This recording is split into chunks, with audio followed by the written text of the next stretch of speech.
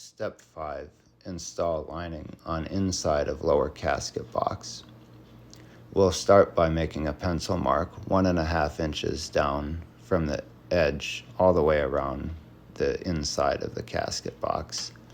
And we'll use a straight edge to continue our line all the way around, just like we did for the lid earlier.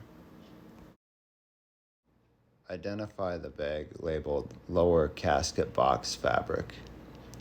Identify 2 long, narrow rectangular pieces and 2 short, narrow rectangular pieces and 1 long and wide rectangular piece. Use the iron and ironing board to iron the wrinkles out of the fabric, just like we did for the lid portion earlier. We'll staple the fabric along the pencil line with the shiny side touching the wood and draped over the outside, as you see here.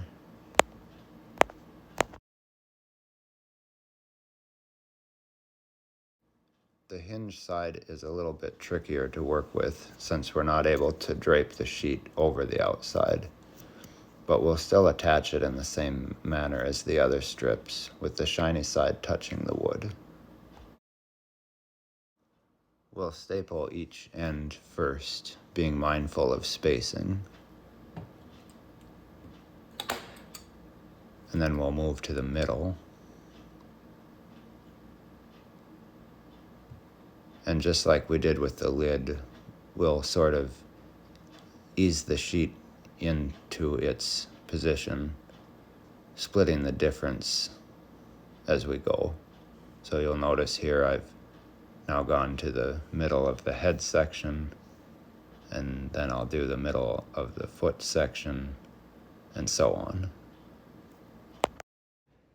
Since we're not able to drape this sheet over the outside, we've used a binder clip to clamp the sheet out of our way. A piece of tape would work as well. Next, we'll staple on the cardboard strips over the fabric and flush with the top edge of the casket wall, just like we did earlier on the lid.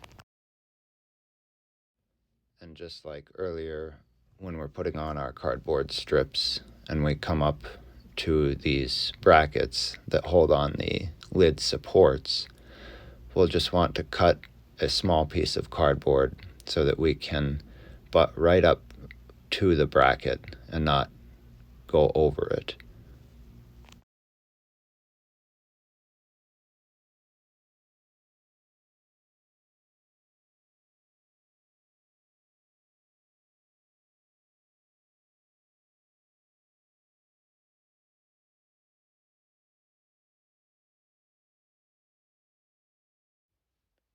And again, on the other side of this bracket, we'll just cut another small piece of cardboard, just the length we need to reach from the inside corner there to the edge of the bracket.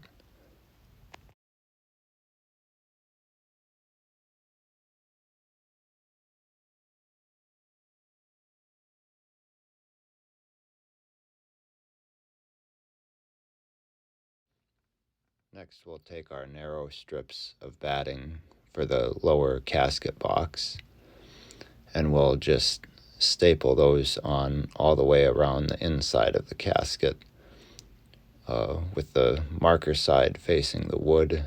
And again, we'll just staple them on flush with the top edge of the casket walls. Again, we'll want to be mindful of spacing, so when we first hang this sheet up, we'll want to hold it up and make sure we're not pulled too far in one direction or the other, so we don't have excess material on one end. And I'm showing here that the reason we put the handles on before the batting is because once it's hung on here, we won't be able to get to those handles anymore. And so we'll just put this batting on all the way around with the long pieces on the sides and the short pieces on the head and the foot.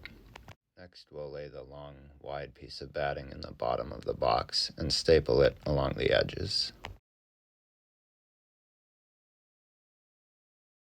Next, we'll drape our fabric sheets back over the inside of the box.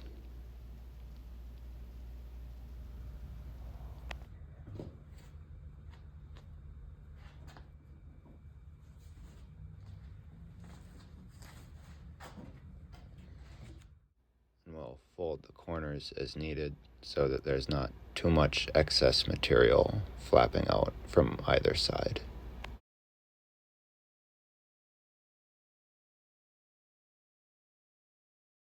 You can remove any excessively long fibers hanging off the edge.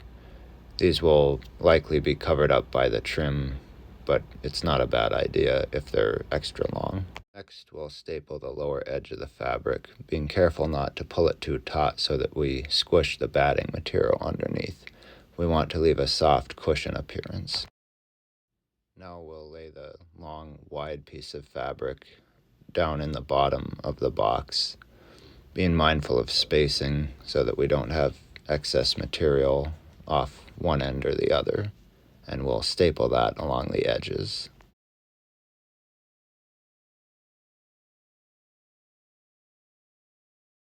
Now we're ready to put the trim fabric in along the seams. We'll want to be sure to start with the head end of the casket so that if we do end up scrunching the fabric too much and running out before we'd like to, we'd rather run out in the foot end, since this will normally not be visible during funeral services. When putting the trim fabric into these vertical corner areas, it's a good idea to fold the end of the piece over so that we're not able to see the mesh or the cut end sticking up in the corner.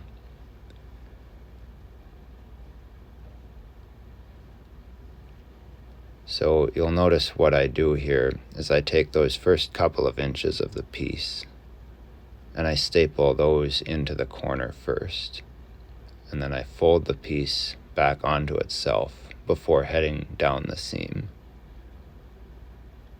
I want a nice flowery end sticking up in the corner there. I don't want to be down too far with my piece such that we can see the seam, so we want to bring that end up so that we cover the seam of the fabric fully.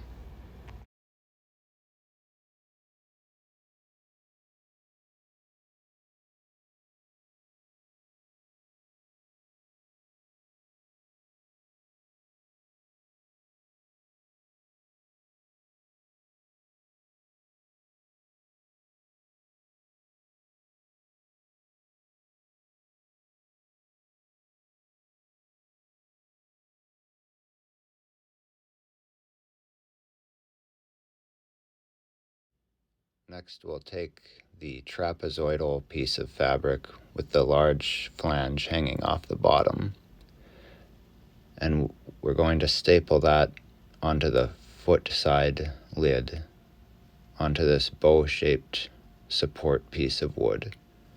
We'll want the shiny side of the fabric touching that bow-shaped piece of wood, and we'll just staple directly onto the wood.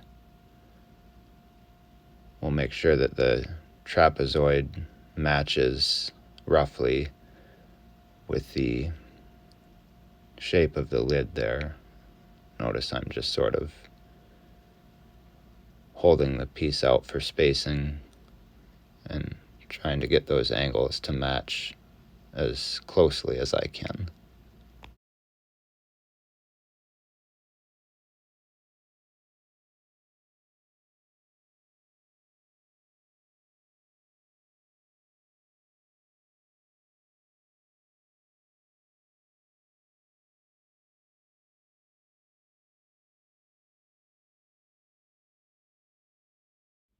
When we go to close the lids, we'll just need to lift up on the lid support out of the locked position, and we'll just want to sort of guide this flange piece of fabric down by hand so that it doesn't bind up as we close the lid.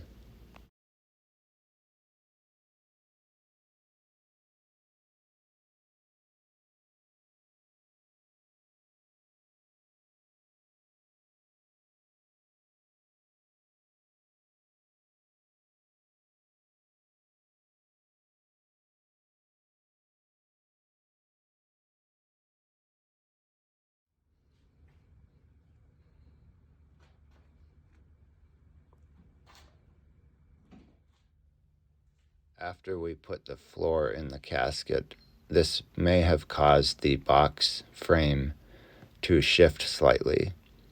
So we may have to push or pull the lid slightly to get the latches to seat fully. This is normal. This concludes the curio conversion. Thank you for watching.